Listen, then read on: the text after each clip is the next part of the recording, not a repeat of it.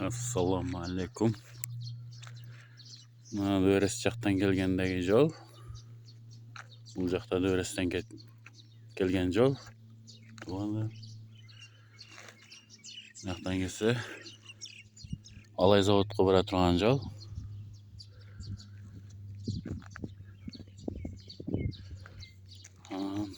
O'shol yerda Udarnik ko'chasida uchastka sotiladi.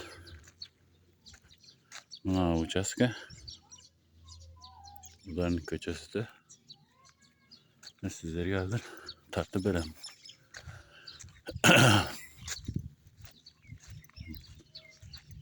Ko'chatlari bor ekan.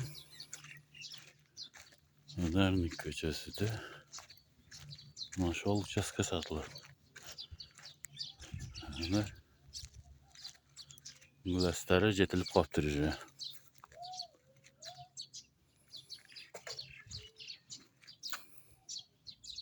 Men hozir kirib ichidan tartib beraman sizlarga ham ayaqda. Polni ko'rsatib, obzor qilib tartib beraman hozir. Ichiga kiray. Tak. Bulca pastchaqdan tushdim. Buna ko'chatlar ekan. Uchastkamni shu yerdan ekan. Bu yerdan bu yoqqa ketdi. Shu uchastka tuğanlar. Ko'chatlar juda cho'ng'ayib qolibdi. Baq bol.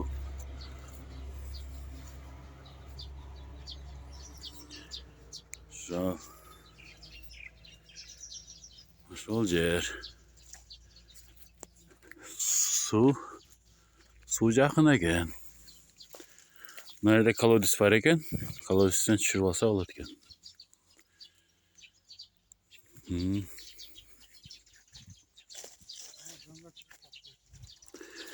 Tak.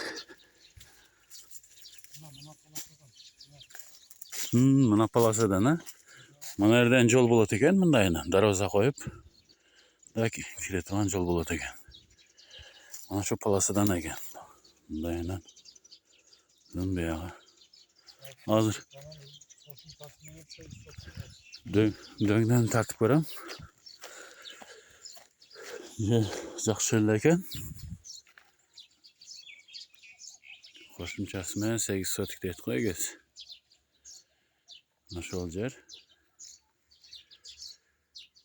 Kızılkaya'da Udarnik ko'chasida Döres'te. Gelip görüp kelsangizlar bo'ladi. Mana shu uchastka.